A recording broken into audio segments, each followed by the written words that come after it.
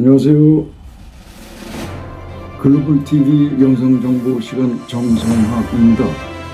오늘은 비무장지대 대형 산불 실태를 살펴보고 생태계 보존 적지로 비무장지대가 나은지 아니면 민통성 구역이 더 나은 건지에 대해서 알아보겠습니다. DMZ가 위아래 폭도 좁아지고 봄철이면 대형 산불에 시달리는 건데요. 우선 휴전선 길이가 155마일의 DMZ는 폭이 4km로 알려져 있습니다. 그런데 실상은 남북 양측 모두 안으로 폭을 좁혀 들어가서 군사시설을 설치해서 군사정전협정을 위반하고 있습니다. 그리고 위성사진을 보니까요. 봄철 대형 산불이 5곳에서 크게 발생했는데 국제적 생태계 보고로 주목받는 DMZ가 자연환경이 훼손이 우려되고 있는 실정이라는 것에 대해서 좀 더 알아보겠습니다. 한반도 허리를 가로지르는 DMZ 모습입니다. DMZ는 248km 길이에 폭 4km로 알려져 있습니다.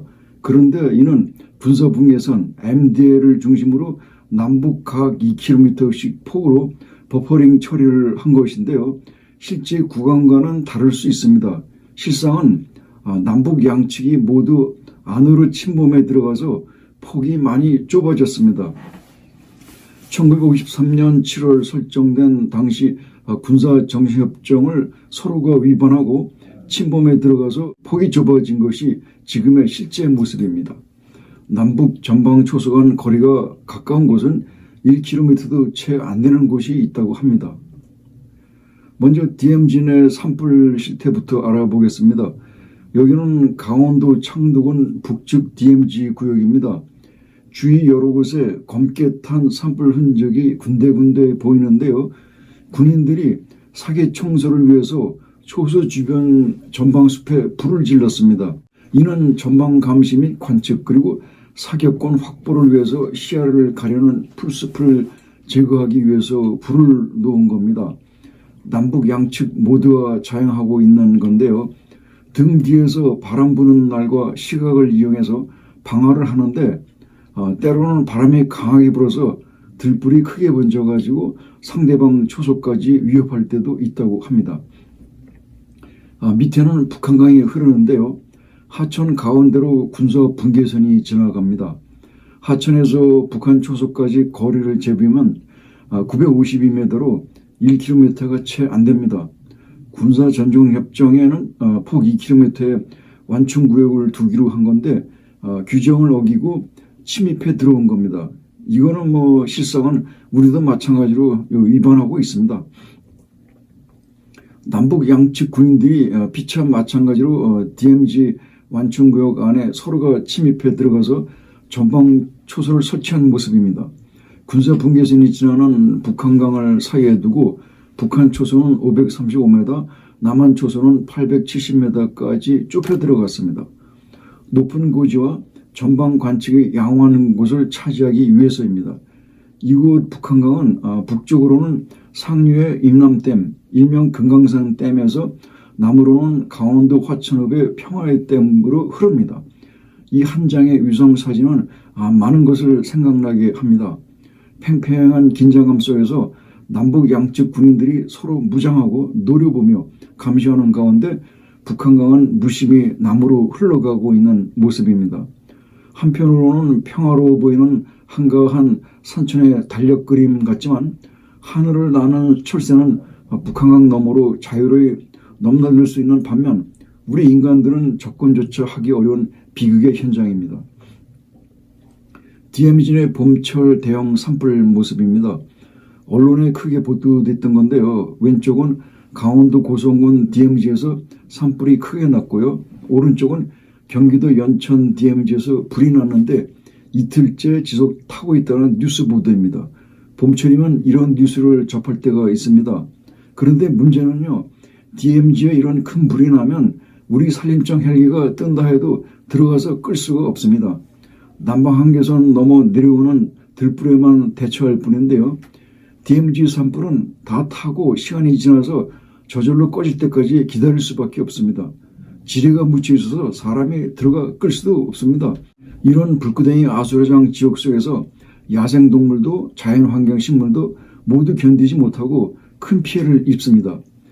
북구덩이 속에서 자연생태계가 제대로 보존되겠냐는 것이 제가 갖는 의문이고요. 또한 우려하는 바입니다. DMZ 내 크고 작은 산불은 거의 매년 일어나는데요. 남북 양측 군인들이 연례적으로 사계 청소를 하고 있기 때문입니다.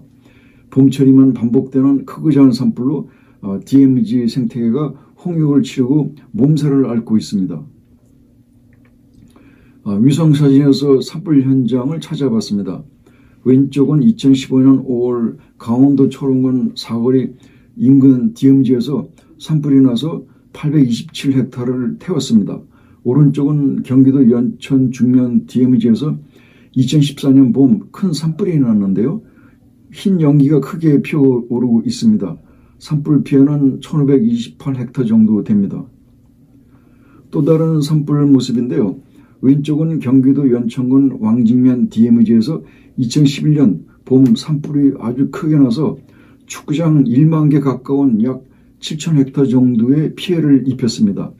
오른쪽은 경기도 파주시 장남면 DMZ에서 2017년 2월 산불이 나서 524헥타르를 태웠습니다. 여기는 경기도 파주시 진동면과 장남면 일대 DMZ인데요. 2015년 봄 산불로 974헥타르를 태웠습니다. 남측이 70% 가까이 피해를 많이 입었는데요. 산불 진원지는 아마도 남측에서 불을 내서 시작된 게 아닌가 그렇게 추측이 됩니다. DMZ 내 온 들판을 새까맣게 태웠습니다. 대형 산불 속에서 어떤 동식물 생태계가 제대로 살아남을 수 있겠는가 우려됩니다. 봄철이면 크고 작은 산불이 남북 양측 군인들 사계 청소 행위에 의해서 DMZ에서 매년 의도적으로 반복된다는 데에 문제가 있습니다. 대책으로는요, 군인들이 근본적으로 서로 불을 안 내야 하겠는데 이게 군사작전상 불가피하다면 우리 민간인들로서는 할 말이 없는 겁니다. 그렇다면요, 군인들이 사계 청소할 때 다만 조심해서 크게 번지지 않도록 산불 관리를 잘 해달라는 소극적인 부탁밖에 할 수 없다는 것이 지금의 안타까운 현실입니다. 이제 DMZ 봄철 대형 산불 실태에 대해서 요약하겠습니다. DMZ 산불은 자연 발화가 아닌 남북 양측 군인들의 의도된 방화입니다. 여름에 숲이 우거지기 전에 전방 관측 및 감시에 방해가 되는 것을 제거하기 위한 건데요. 위성사진에서 확인되지 않은 크고 작은 산불은 더 많이 있을 것으로 보입니다. 한반도 슬픈 자화상인 DMZ는 근 70년간 사람 출입에 제한돼서 자연생태계가 잘 보존되는 복으로 국내외의 주목을 받아왔습니다. 그래서 우리 정부는 시민단체 등과 연계해서 DMZ 내 생태계 연구 및 조사를 북측에 공동으로 하자고 여러 차례 제안을 해왔습니다. 그러나 북한은 이에 대해 묵묵부답 응답이 없습니다. 그래서 우리 남쪽만 먼저 조사하자는 시도가 지금까지 추진되어 왔습니다. 북한은 말이죠, 돈 안 되는 일이기 때문에 관심이 별로 없는 것 같습니다. 우리가 말이에요, 반대급부로 그들이 좋아하는 달러를 무진장 많이 퍼다준다 그러면 아마 그때 북한은 좋아라 하고 응할 것 같습니다. 과거에 조모 전 법무부 장관이 언급해서 유명해진 우리의 가재, 붕어, 개구리 식구들이 DMZ에서 잘 살고 있는지 궁금합니다. 다음에는 제가 위성 자료를 이용해서 DMZ 내 토지용 실태와 변화사항을 직접 비교 분석해 봤습니다. 자료는 미국 나사에서 운영하는 테라 위성에 촬영한 모디스 자료의 랭카보라는 자료를 이용했는데요. 기술적인 사항은 이하 모두 생략하고 바로 분석 결과를 보도록 하겠습니다. 남북구역 간 DMZ 내 토지용 실태를 분석해 봤습니다. 전체 DMZ 면적은 10만 8,800헥타인 걸로 파악이 됐습니다. 구역 면적은 북측이 남측보다 넓어서 1,568헥타가 더 많습니다.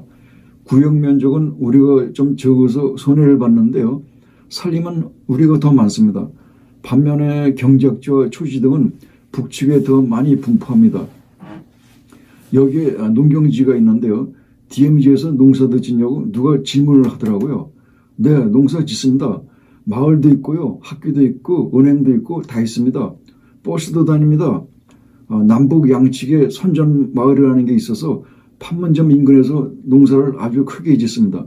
이거에 대해서는 뒷부분에서 위성 사진을 보면서 다시 말씀드리겠습니다.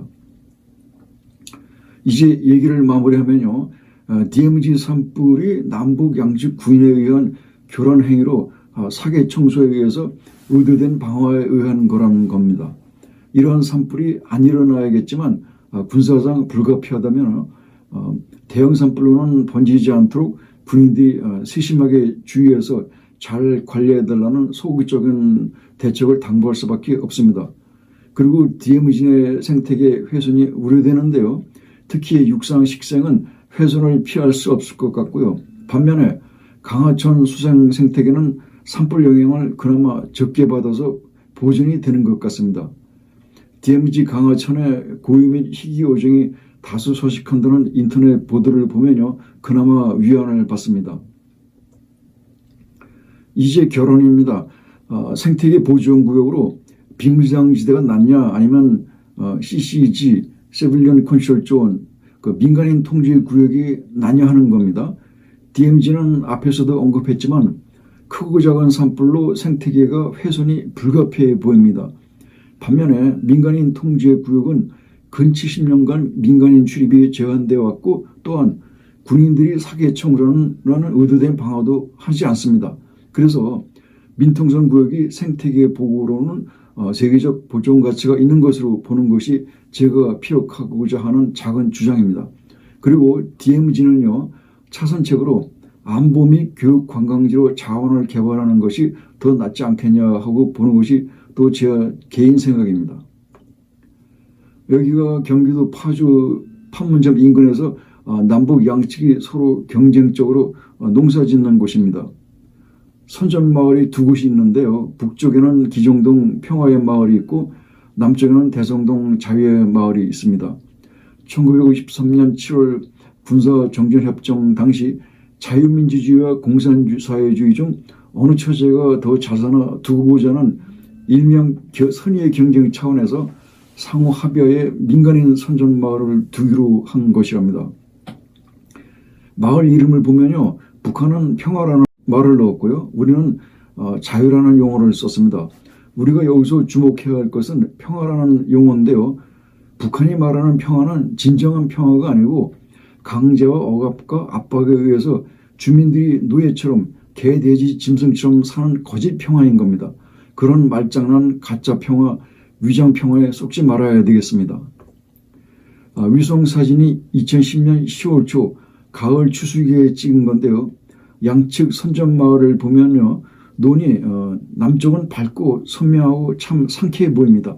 그런데 북측 논은요. 칙칙하고 흐릿한 게 무언가 벼 생육도 참 부실해 보입니다. 그리고 숲을 봐도 그렇습니다. 남측 산은 울창한 숲이 짙은 녹색으로 빽빽히 풍족해 보이는데 북측 야산에는 나무가 아예 베질 않는 온통 벌거숭이 민둥산뿐입니다. 북녘에는 사나마저 헐벗고 금지러서 못 먹고 병들은 것처럼 하얗게 보입니다. 왜 그럴까요? 휴전선 군사분계선 금 하나를 사이에 두고 이런 극명한 대비를 보이는 게 아이러니하게 느껴지고 참 가슴 아프다는 생각이 듭니다. 어느 체제가 더 낫냐는 선의의 경쟁은 이 한 장의 위성 사진으로 이미 증명이 되는 것 같습니다. 오늘은 이만 여기서 마치겠습니다. 시청해주셔서 감사합니다.